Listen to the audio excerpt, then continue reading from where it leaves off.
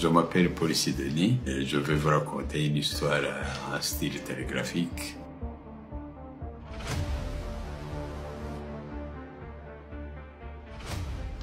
J'ai été à un moment différent en Belgique, à l'université d'abord de Liège, ensuite ambassadeur du Rwanda en Belgique en 1994. J'ai visité plusieurs coins de la Belgique. Et dans ce que je vais vous raconter sont des discriminations introduites au Rwanda par les Belges. Mais les Belges possèdent même dans leur population des histoires de discrimination entre Wallons, Flamands et germanophones. Quand la Belgique est arrivée au Rwanda en 1916, sous la tutelle lui confiée par les Nations Unies, elle a débuté par catégoriser des couches sociales en groupes ethniques et il les a montés les uns contre les autres.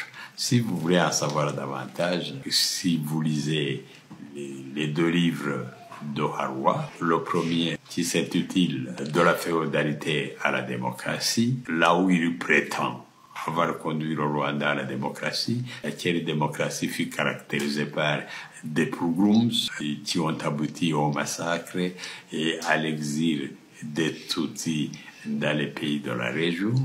Si vous lisez son second livre intitulé « Le Burundi, le souvenir d'un combattant du Niger perdu », vous allez dans ces deux livres d'Oharuwa devoir remarquer comment ils ont procédé pour monter un groupe social contre l'autre.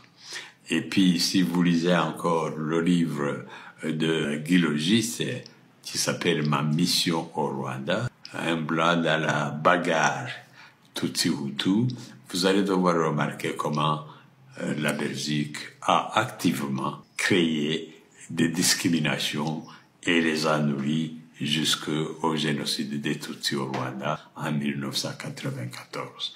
Aujourd'hui, il procède de la même manière en République démocratique du Congo. Les populations de l'Est de la République démocratique du Congo qui ont été là-bas parce que les frontières, particulièrement tracées en 1900, en 1910 et 1913, en dehors des frontières tracées par Berlin en 1885. Et ces populations qui sont là-bas, ils sont discriminés aujourd'hui aussi, et exclus, massacrés, tous les mots que l'on puisse dire de cette population.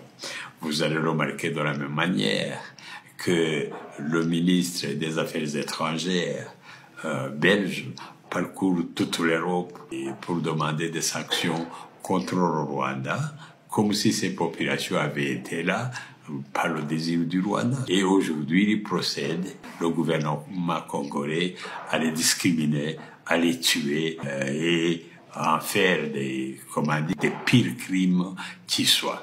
Et la Belgique, qui connaît toute cette histoire-là, ne montre aucune volonté de vouloir aider à ce que ces problèmes soient résolus.